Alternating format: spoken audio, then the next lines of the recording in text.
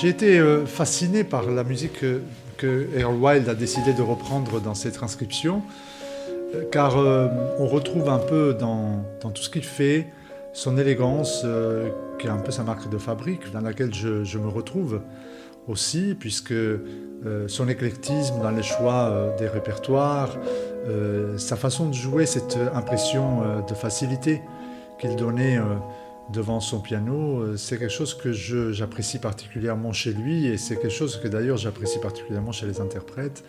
J'ai découvert ce qu'il avait écrit en s'inspirant de la musique de Rachmaninoff notamment et de Gershwin il y a déjà quelques années, il y a 4 ans environ, par le biais d'un enregistrement que j'ai réalisé qui s'appelait Voyage mélodique.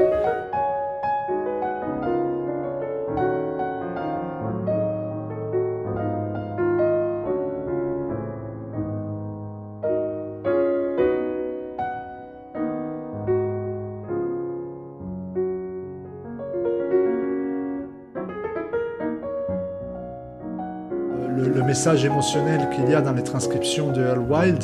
est celui véritablement qui reflète parfaitement sa personnalité.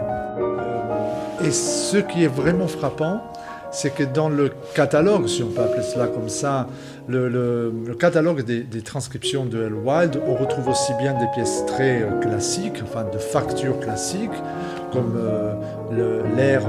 et variations de Handel, sur le forgeron harmonieux, et des pièces de facture bien plus moderne, comme par exemple l'improvisation, le thème et improvisation en forme de variation, sur une des célèbres chansons de Gershwin, Someone to Watch Over Me, où Earl Wild en fait se libère totalement de tous les carcans habituels du classique. Et on le retrouve aussi bien dans des rythmes de salsa. Le thème est totalement modifié tout au long de la pièce, tout au long de ses variations par exemple. Et on retrouve aussi des clins d'œil à certains airs d'opéra italien, des chansons napolitaines comme O Sole Mio, qui est une chanson aussi très répandue aux États-Unis. Et à la fin de la pièce notamment, il y a un rappel à la musique de Bach, avec notamment la partita en do mineur ou encore le prélude et fugue en do mineur du premier livre du Clavier bien tempéré.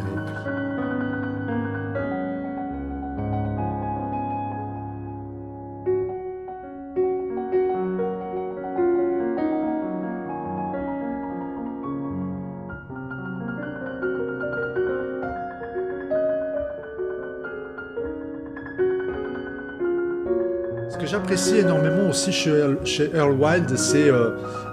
son caractère, en fait, son élégance extrême, qu'il a aussi bien devant le piano qu'en dehors. C'est un véritable aristocrate, un gentleman du piano, quelqu'un qui sait communiquer par le biais de son instrument et qui sait aussi communiquer en dehors. Dans ses nombreuses interviews, il allie sa profonde connaissance de la musique à ses expériences extraordinaires. C'est quand même un des rares pianistes, si ce n'est pas le seul, à avoir joué pour 6 présidents américains successifs.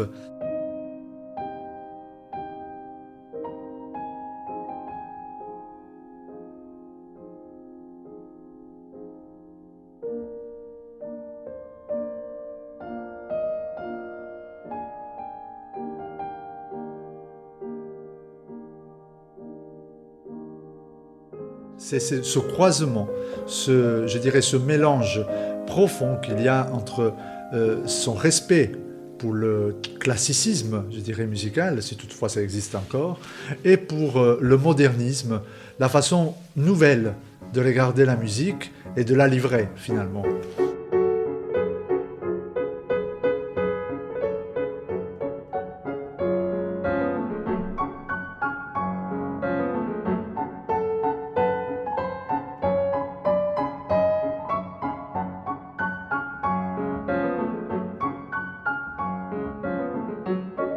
Tout est couleur, tout est son, tout est basé sur le toucher, sur la sonorité, sur les choix des différents paliers de son.